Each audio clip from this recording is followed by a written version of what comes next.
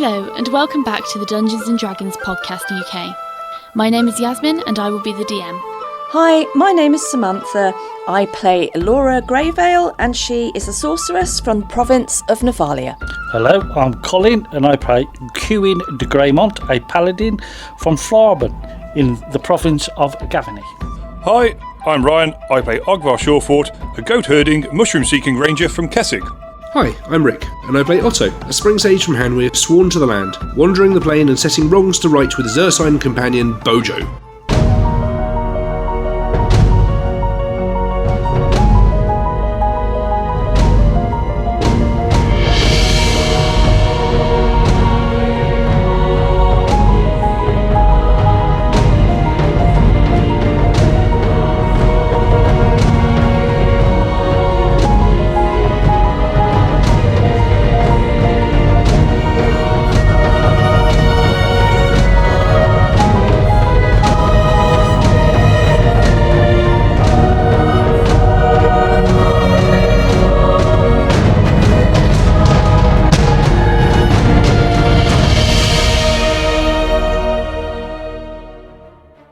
As we promptly pick up where we left off in last week's episode, the manic dog-like minions had been dealt with, and as the head hound approached our adventurers, it brought forth its foul, fiery breath.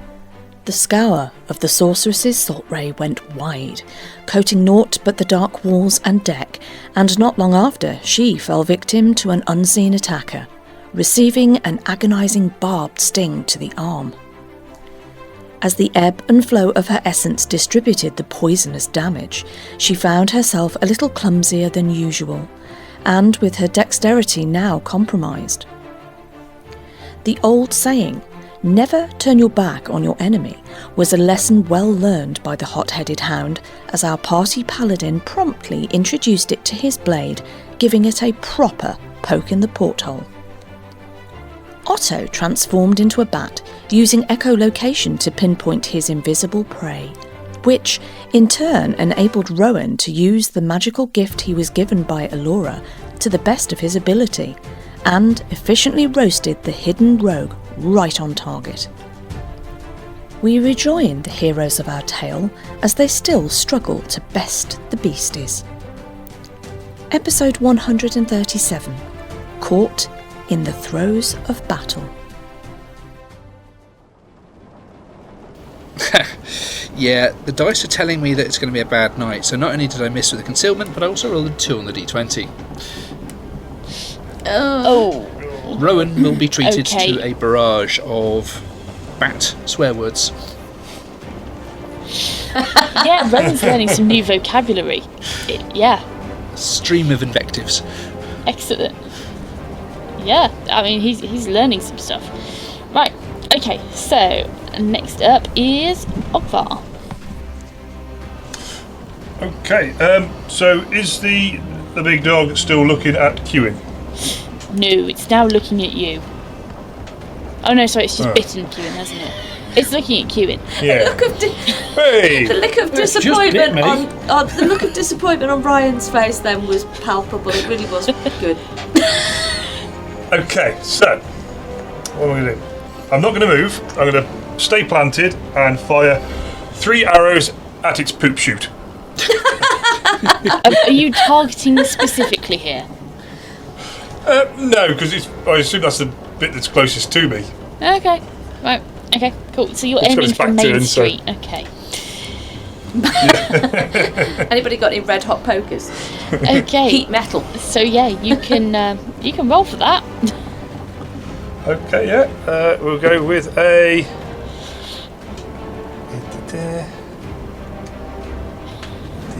Yeah, okay, so the first one is a 15 plus a 19. So 15 That's- plus 19. that's a lot. 34. 34, yeah. That will hit, yep.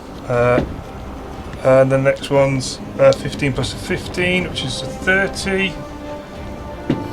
Yep, And that'll the next hit. one, I've rolled very well there, is a 10 plus an 18, which is 28. That will also hit, yep. Nice. 3 solid hits. Excellent. Okay, so that's going to be... Hold on. Ooh, an 8, an 8, and a 3. And I add my damage mod to each of those rolls, do I? Because they're individual attacks. Yes. Okay, so that's going to be 16, 19, 19 plus 6 is 25. 25, please. Yeah. Very well Nice. done. Thunk, thunk, thunk. Nice. Okay. So I have made a shadow roll in the background to see exactly where you hit. And With which one? well, Robin with Hood it, some go level on. of hilarity. With some level of hilarity, where I said to myself, right, if it hits 50 to 60, it'll go there. Your very first shot and your final shot hit within that margin. So all 3 arrows hit. However, what finishes this creature off as it yelps in pain and collapses to the floor are 2 arrows landing 1 each in the poor creature's danglies. Oh! Oh! As it yelps and drops. It's dead. Quite solid hits. Yeah, I think Ogvar's sort of just gonna stand there with his bow, sort of with his hand just let go of the bow, and there's a bit of his mouth just open slightly. I didn't expect it to go that well. Alora's just going to shout, "Oh, right in the pistachios!" Well, I've heard of hitting flies, usually wedding tackle, but I've never heard of hitting the dogs. What? I think they call it the dog's bollocks. Indeed, yeah. That's the dog's bollocks of a shot, Ogvar! Ogvar just nods and grins. Okay, so moving on. Otto, you're up next. I am going to shriek and hunt down this creature that's still hiding from us. And I try very hard to do my own biting in the arse motion. Okay, so roll to hit. Yet another 1 on the conceal hit. Oh my god. Which means I would miss regardless. Which is really unfortunate because I got a 19 on that roll, so I completely missed it anyway. Oh my god. Yeah, no, so you should go shrieking and flying up to it. And you full on kind of, you're ready to bowl into it midair, and it's just able to kind of flutter out of your reach. But everyone in the room is now well aware that you're clearly chasing something around the ceiling.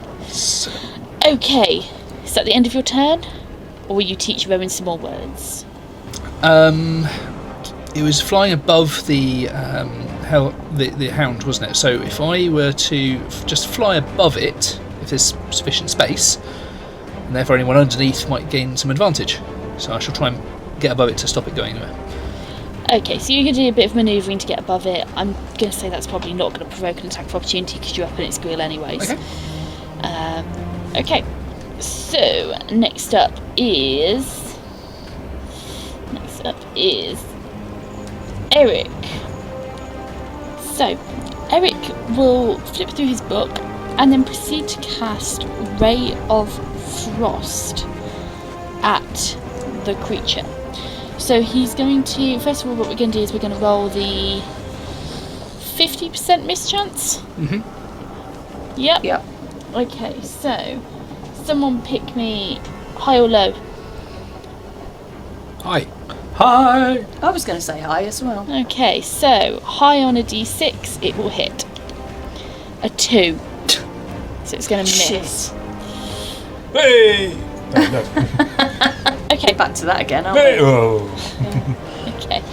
So Eric will cast this ray of frost, and you see it go wide. Otto, from you where you are, you can see obviously the kind of or sense the mass of the creature, and you see Eric's spell coming in and just kind of go wide to the right. it's not going to hit you, and it's definitely not going to hit it. How far away from me is Eric? Eric's probably 10 foot from you. Okay. Okay. Righty ho. So, next up in the round is going to be, not that one because that's dead, Queuing. Right. Queuing is going to spec around to have a look what is going on. How far away from me is he from Otto being above the rough area that the imp is? It's probably like Whatever it is. maybe 10 foot directly above you, you would say. Okay. Well, Queuing's going to reach into his backpack and get out his winter blanket, Okay.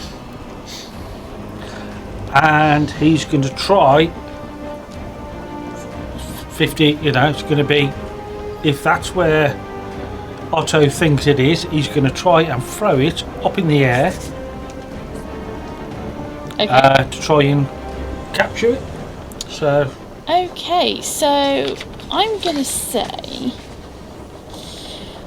well done. You wish. Auto hit. I'm going to say this is going to be like an improvised grapple check with a blanket. Okay. Advised.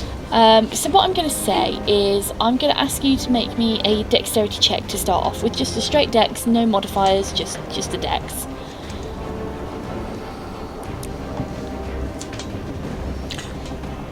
$15. Okay, yeah, 15. So you're going to do pretty good on chucking that, on making sure that you've got a good spread coverage.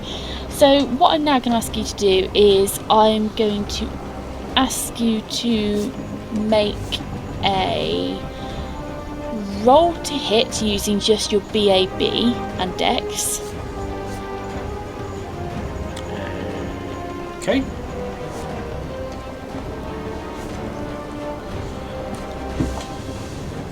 $21. Ooh, 21. Yeah, 21 is going to do it, yep. And what we're going to do, because you're not actually physically, so it's not like you're starting or initiating a grapple in kind of like a standard 3.5e grapple sense. You're not going through that process of, you provoke an attack of opportunity, you do this, you do that, the other. You're not going through that standard process because this is slightly different. You're doing improvised here. So with a 21, that is going to be enough to get the blanket over the creature, or at least start tangling the creature with the blanket. So at this point, we're going to consider the creature as grappled. However, it will require a bit more work in the next round to kind of fully get hold of it, is what we're going to say. Okay, happy? Okay.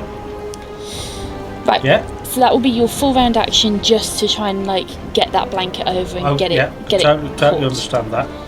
Okay. This is where somebody belly flops it, isn't it? So Thought Laura, had crossed my mind. Yes.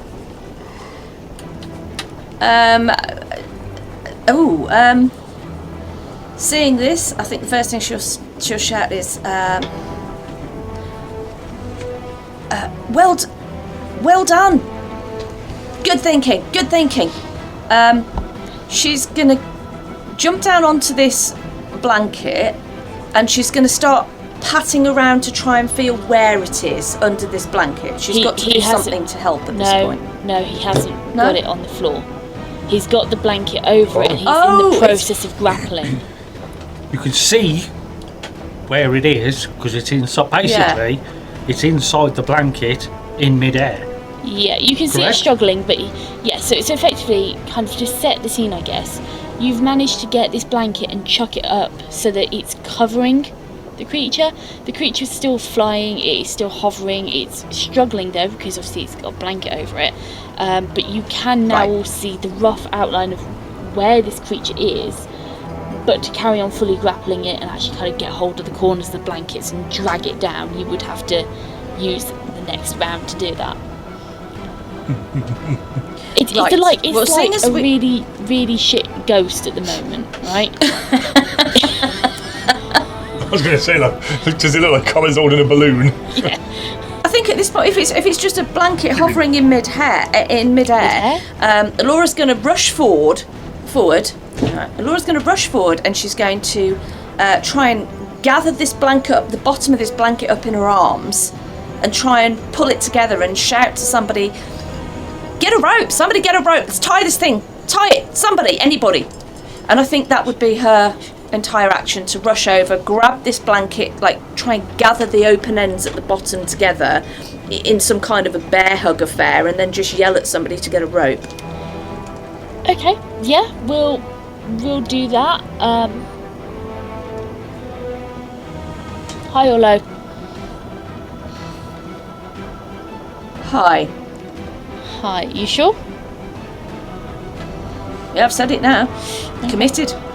The face doesn't look sure. Okay, so with a 3 on a d6, so it's a low, it will not provoke an attack of opportunity because it is too busy trying to struggle and stay, A, floating in air when it's with this blanket closing around its wings, and B, it can't see you and it's struggling against the blanket. So you're not going to get... Yeah, I think after shouting at everyone, she'd just be struggling with the bottom of this blanket and going, "Yep, just stay still, I've got you, stay still.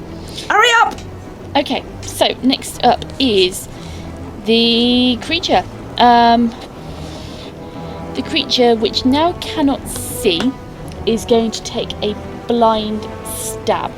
So what we're going to do is we're going to roll that 50% miss chance. We're going to go low that it's going to hit.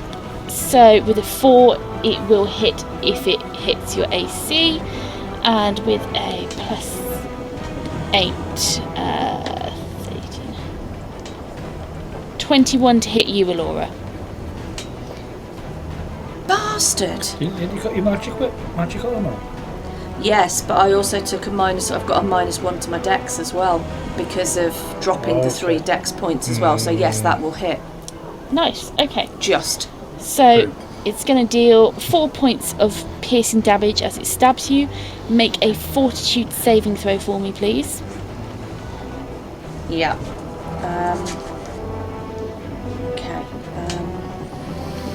That's really annoying because I've got something that would work against that. I just haven't taken it. You can't. Yeah. Okay. I don't think I can. I can't do a reaction to actually use a vial of antitoxin, can I? Nope. That would be on my turn, wouldn't Yes. it? Okay. All right. Fortitude saving throw coming up. What is my fort? Bear with me. I've lost my fortitude. I have no fortitude. It has finished. Finished at the way. Right. Okay, that's a 9 plus 7, so that's a 16. Okay, yeah, you're fine. So you just take the 4 points of piercing damage. As it's kind of this tail, which is now visible, shoots out of a slight gap between your arms and stings you directly in the sternum. Ah! Nasty. Okay, so next up in the round, Ogvar. Ogvar will attempt to help. If the guys have got it sort of bundled up, Ogvar will try and get his rope round it. Oh, will he use his rope stone? Yes, he'll use his rope stone. Okay, Please. so you're attempting. So you're going for in an attempt to sort of like coil it round, pull it tight, and then just go like, "I'd like stone," and like. I'd like stone, please. Very polite. Okay, yeah. I mean, you guys are doing a pretty efficient job here. I mean, Laura and I suppose, yeah, Kewin, you've got it pretty trussed up at the moment. So yeah, I'd say you can do that, Ogvar. So yeah, cool. You pull it tight. You hear it squealing and squeaking. Okay, and then next up is Otto. Can I just say to Kiwi once I've got it wrapped up, so like just offer it over to him and say like, "Now give the bag a good bashing about." Yeah, I mean, yeah, definitely. It can no longer fly. You've caught its wings up, so yeah. Okay, so Otto. Is it now on the ground? I'm assuming so. He's tied up with stone. It can't fly, so I'm assuming it's on the ground. That's fine. Well, the weight of the stone would drag it down, wouldn't it? In which case, because I think they've probably got it and I'm just going to get in the way, I'm just going to move. I'm going to fly around the room, just making sure there's none of these other things sort of hidden or anything like that. See if I can sense anything out there.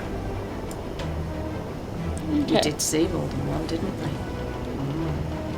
Otto doesn't know that, but it just seems Otto logical to wouldn't do know that, this. No, Otto wouldn't know that, but we would, yeah. Okay. So you take a fly around the room and you can't seem to see anything else out of place. Good. Nothing is springing out at you. Okay. So next up is Eric. So you've got your bundled up creature on the floor in a bag, correct? Hopefully. Mm-hmm. So Eric's course of logical action is he's going to make his way over to join you, and he's then going to proceed to use his Book of Smiting to smack the bag. So it's going to have a significantly lower DC because it can't move. It's going to be flat-footed. So Has he got a spell call for whom the tome tolls? quite possibly. So It does now. let's see. Okay, think Flat about pack. this. It's completely immobilised, so we're going to lower this DC significantly there because it's restrained. It's going to be an IKEA imp. So his strength mod, which is... So a 12, even with the 12, which is quite low, is still going to be enough to hit this creature. It can't go anywhere, it's fully restrained. So he's going to do 1d6 of tome damage, doing 1 point of damage, Go on, Eric. plus strength, so doing 4 points of damage to this creature. Well done, There we Eric. go. Excellent. Well done, Eric. Thank you. Okay. As he bashes the sack with, or the blanket with his toe. Okay, so Alora, at this point, Alora's going to go and just look at Eric and say, "Well done." Alora laughs. Maniacally. I'm trying to mimic him. It wasn't a very good No, one, but I'm that what having it was? a go. okay, right. Performance check. That's the one, yeah. That's it. That's what Alora would do. Okay, so Kewin, you're up next. Save us from Alora, please. Well, I don't think Kewin has to move, so Kewin's going to will make 2 attacks on the Tome? No, surely not. blanket. What? What with? His sword. Oh, great. Here we go again. Yeah, there'll be a big hole in it now. Hope the rope doesn't get cut. It'll be a holy blanket. He's going to let the bloody thing out. Okay, Okay. so Christ. roll to hit. Really? It was That's- fine where it was. 15 plus Oh God. 18, 33. Will hit, definitely. Yep. It's a bit overkill, really. With 9 points of damage. What is the AC of a sack on the floor? Not very And high. then- Not a lot. Well, it's a disadvantage, isn't it? Not that that's a thing in 3.5. Is it the same as a barn door? Barn door. Then 9 plus 14. No, 9 plus 13 is 22. Okay, yep. With another 16 points. Okay. At 25 points. Okay, is that the end of your turn? Yeah. Okay, so as you stand watching, Eric has come over and battered the sack with his toe. You hear a muffled kind of squeak from inside. The next thing you see is as Eric clears out the way, Kewin comes in with an absolutely massive overhead swing with his sword. The end result of Kewin's actions, let's say, is a lot of squeaking, a lot of shrieking, and as he steps backwards, seemingly self-satisfied with his efforts, you are left with a thick, woolly winter blanket tied with a rope of stone, which is slowly seeping red, jelly-like goo into a pool. And through the cut in the blanket itself, you can see the positively minced remains of this creature. It's dead. Holy blanket and an evening meal. Great. Yeah, it's very dead. I mean, you can see like kind of like one wing at an odd angle and like one kind of clawed hand sticking up like out of the hole. It's very, very dead. Entrails. Very nice. And that's the end of combat. Was that really necessary? I mean, do you not think that was just a little bit overkill? Well, he stung you a few times. I know, and I'm suffering. He was a nuisance. Yeah, and I'm feeling slightly... I just had enough with this hound and all these other dogs. And I just thought I've had enough. So. Are you feeling better now? Yes. It was a good job I used your blanket. You haven't got my blanket. Laura checks her backpack.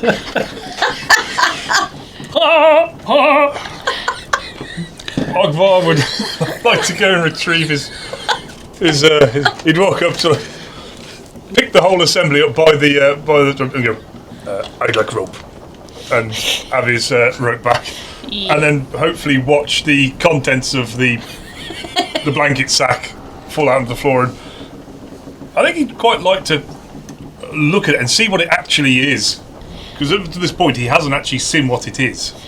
Okay, Probably so won't be much left of it. What it was. yeah. So as you kind of drop the mixture of entrails, corpse bits, and soaking blanket back to the ground, the majority of the body parts of this creature tumble out onto the floor. And you can make me a knowledge nature check, please. Oh, okay. Okay. As Ogvar's doing this, Kieran's going to stroll over to pick up the blanket, shake it, and he's going to cast his cantrip of mending. It doesn't clean it, does it? No, but I don't. It won't be holy. You really need prestidigitation as well, but we don't have that in 3.5, do we? Or do we? Eric's got the I haven't got it anyway. There's no you do holes have and it, it's but just I covered in haven't blood. Okay, yeah. So you see the blanket, the fibres begin to reweave themselves and knit. You fix the blanket, but it's never going to be the same blanket. It's seen far too much.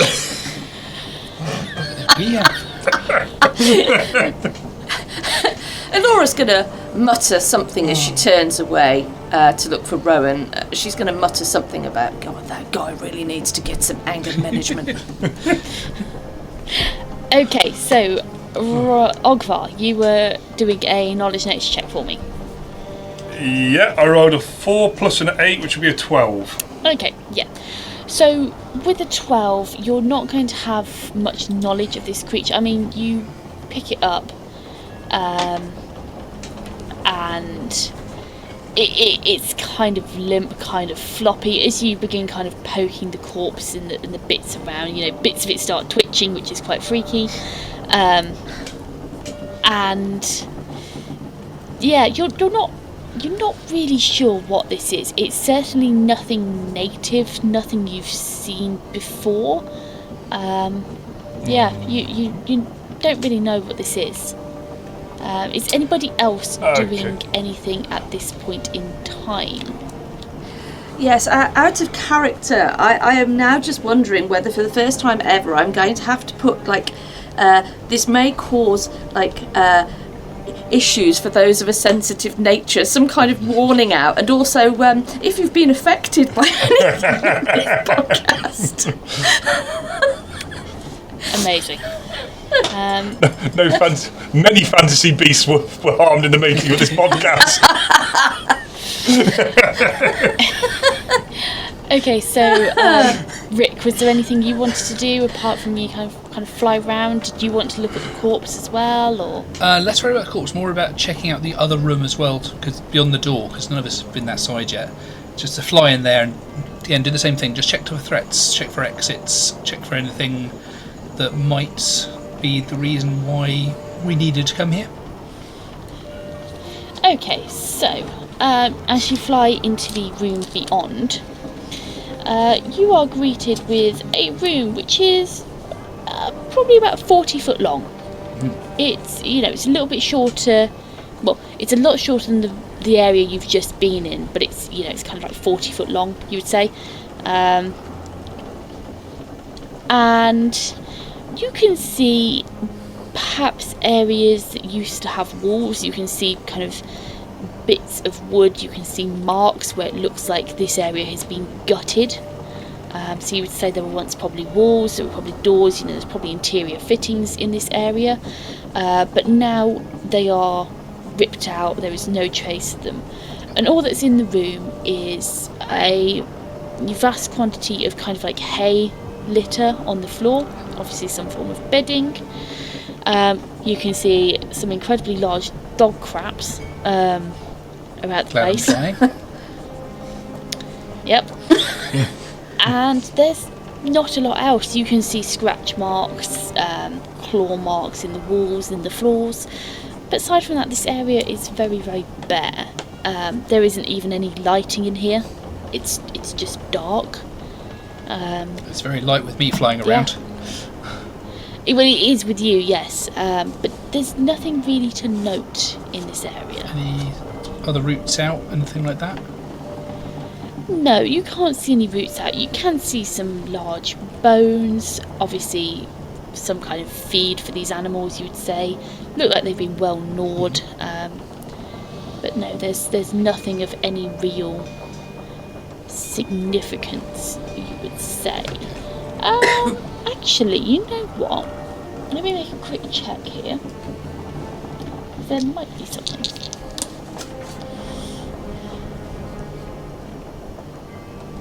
Okay, so I'm going to do a slightly different one here.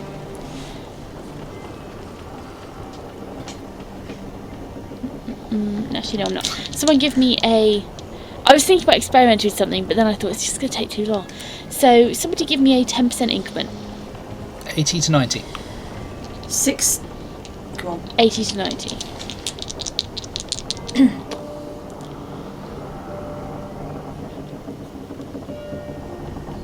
Oh, it helps if I'm not rolling a d12.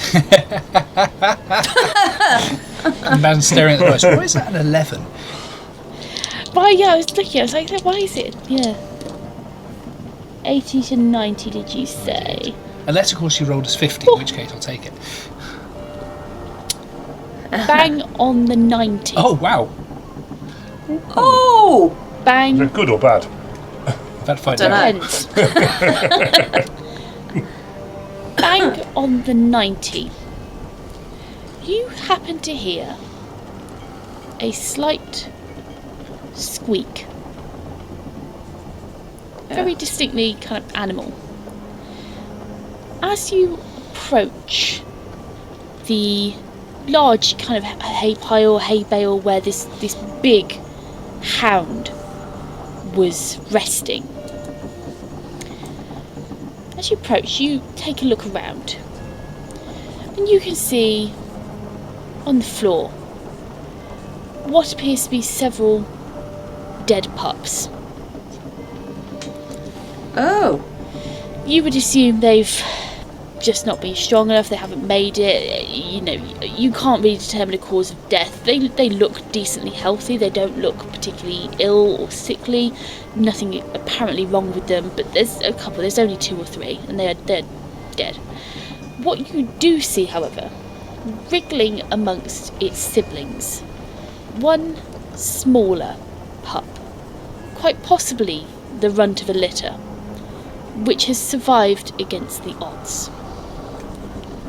It's small, very fuzzy, this kind of red, fluffy, black-tipped creature with a pink nose and its eyes still shut, squeaking quite pathetically. I shall start circling this spot, shrieking for all I'm worth. Try and get everyone's attention. Okay, so I take it the rest of you, you're going to hear bat shrieking. Rowan's probably going to zoom after you, quite excited, ready to learn some more vocabulary. What are the rest of you doing? Are you going into the room? Yeah, I think Allura would make haste at that because she can't see into the room at this point, so she doesn't know if Otto and Rowan are okay. So yeah, she would run into the room. Okay. Yeah, So, Kieran would go in, but on the way in he would use one of his charges of his healing belt on himself, if that's okay. okay, perfect. Nice one. Cool. So, I take it you're all going to head in. You're going with the Mogvar? Yeah. Yep, okay. So, you head in, and you go over to the area where Otto is circling. And you see these couple of pups dead. Perhaps when you touch them, they're quite cold, quite stiff. They've been there a while. And yeah, you see this very small, fluffy creature squeaking. I think I'll just Allura would look down at it and go, "Oh, great! I love nothing more than a moral dilemma. Well, look what it grows up into. Overboard with it? What do you do with it?" Well, that's that'd be tasty to judge. Kewin, Yeah. could you tell if these things are born evil? That's a very good point there.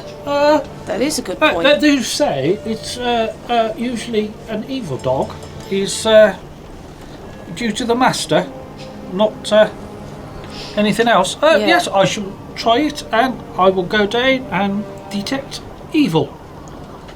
Okay. Good call. So you drop to your knees and you detect evil in front of this creature. You get a seemingly mixed response. Make me a wisdom check, please. Oh dear. A paladin without any wisdom.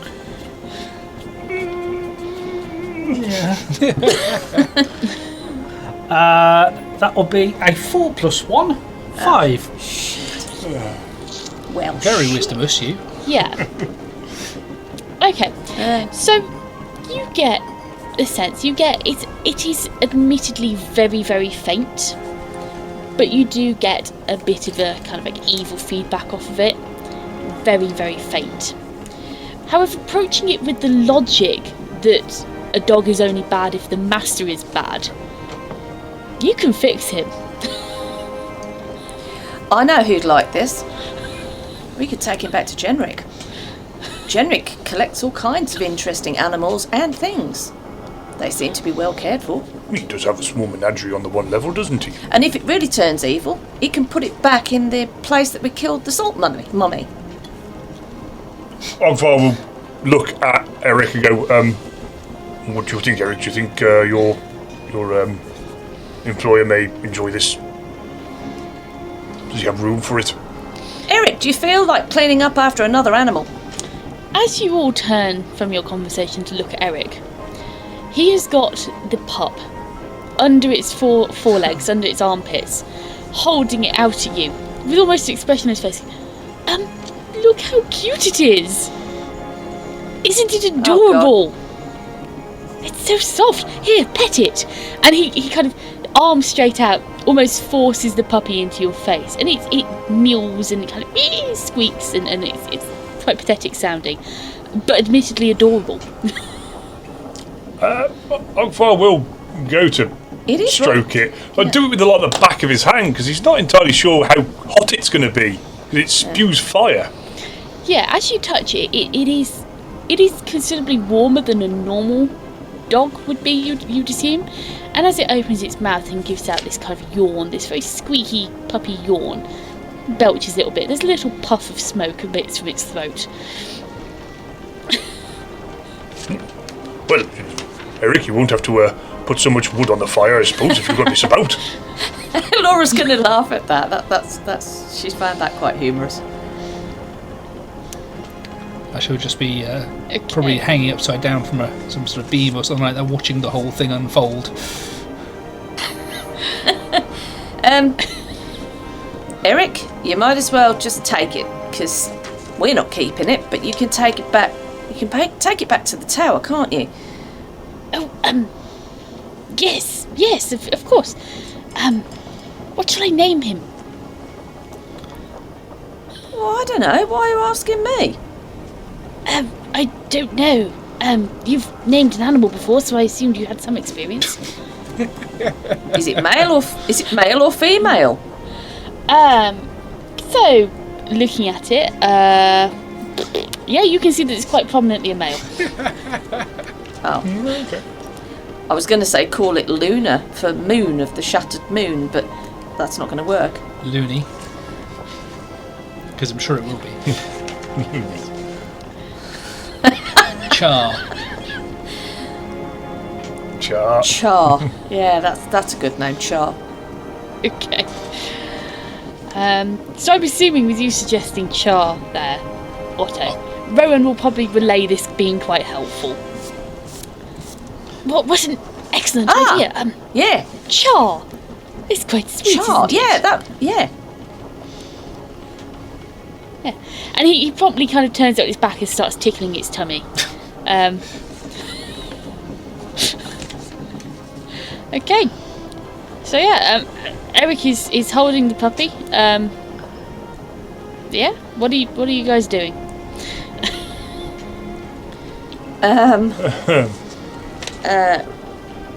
Right. I'm gonna just say to Rowan, can you sense anything else in here? Otto, can either of you two? There were more than one of those imp things that we saw when we arrived on deck. I'm not quite sure how many there were, but there were a couple. There were a few, and we've only seen the one, so I don't know where the others are. This will be the point where Rowan will very briefly get another addition to his vocabulary, because Otto didn't know that, and now he's going to take off and go looking for anything anywhere else. The big room we were in before that had a door at the other end as well, right? Yes, there were two doors on the other end. I'm going to go fly down and make sure they're still bloody closed. Yeah, they're still closed. I shall hover around that area pointedly. Okay. What was said magic word that you used, Otto? I think in this case he'll keep it short and sweet. Fuck. Okay. Rowan, as you fly off, Rowan promptly starts whizzing around the room going, fuck, fuck, fuck. I'm not sorry. Laura's just going to roll her eyes, but hey. Okay. So, Otto has flown off down the other end of the room. Eric has acquired a puppy. And what are the three of you doing? Are you following down the rest of the room, or back into down to the other end of the ship, or? Yeah, I think I'll go. Just as he goes, you just recover some arrows off the various bodies he passes on the way. Yeah. You'll be able to recover all bar the one which snapped off in its neck. You might have to do a bit of wiggling to get the nut arrows out. keep the bits on the end as trophies. Maybe do bludgeoning damage when you shoot them. Yeah, I was going to say, can I just slice the whole sack off and just... Cooks itself, right? Ouch. Okay. Take a moment, just swallow those thoughts. Oh no. Okay, so you head off down to the other end of the room where there are these two doors. To set the scene, the doors are the same, they're equidistant from the walls on each side. So they're approximately 10 foot in, so there's like a 20 foot gap in between them. So you've got 10 foot door, 20 foot door, 10 foot, essentially. They're 2 doors, they are not scratched up, they look old but intact. They have twisting knobs and no visible keyhole for locking. Yeah. What are you doing? Okay. No. Right then. Let's press up on this all. See how it went so well last time.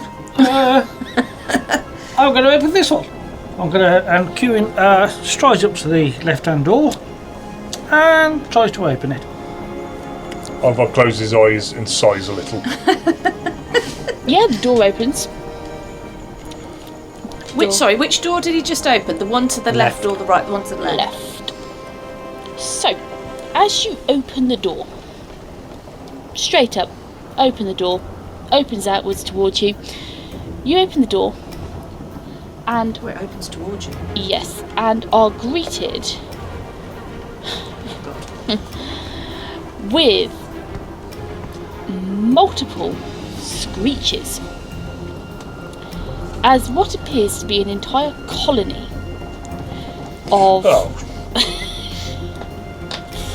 of small winged creatures, cherry red in colour, begin screeching. Upon close inspection, what they were previously engaged in appeared to be some form of cooking.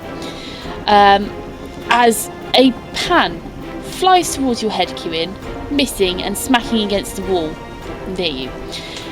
Absolute chaos and pandemonium erupts as vegetables, meat, eggs, crockery, cutlery, and other various cooking implements go flying around the room.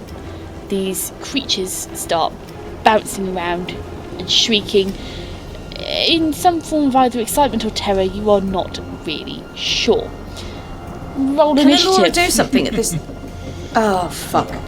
Okay, the first thing Alora's going to do Is roll just as initiative. She's rolling initiative.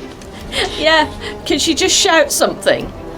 Oh, shut the fucking door! That's all you'll get from Alora. My dice luck continues. Initiative, right, now my initiative is less than it was What on before. earth have we got because I'm ourselves -1 into? on the decks now. Well, that's not so bad. So it's a +7. That's an 11 plus 7, so that's an 18 all in for Laura, including her -1 to the dex. 18 she's was got that? from poison. That's an 8. Yes, that's an 18 all in. Okay. Ogvar rolled a 15 plus a 6 for 21. 21, nice. Kieran rolled a 9 plus 2 for 11. Okay, not so good. Otto? Rolled a 2 plus 1 for 3. That's really not good. And Eric rolls an 11 plus 1 for 12. Okay. Can I just ask us, before we continue, we know these things are cherry red, and we know they're cooking. What else do they look like?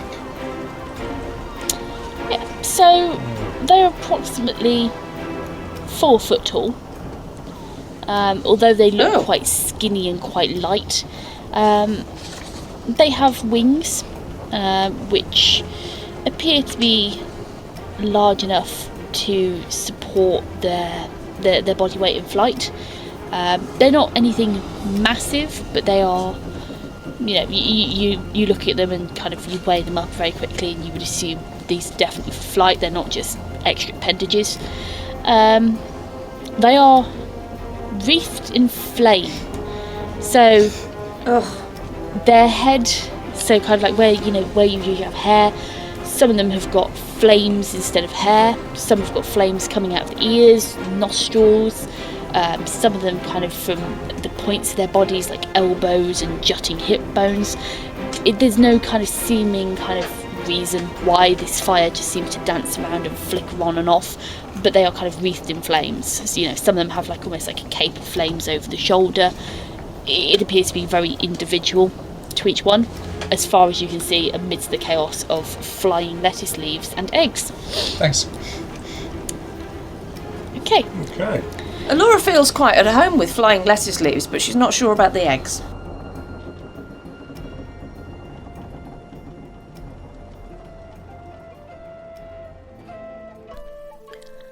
The vicinity of the invisible varmint was eventually located, and teamwork was a testament to their success.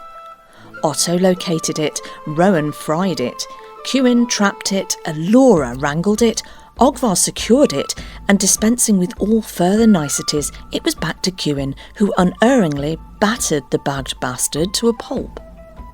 To sum up, it was some terrific teamwork, one pile of unidentifiable mincemeat, and a soiled but mended blanket that eventually brought this scene of crisis to a close.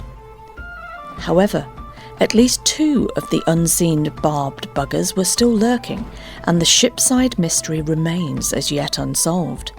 Catch up with the crew in episode 138 to see what may transpire next. Hey, you made it this far, so lend us your ears for a moment longer if you will.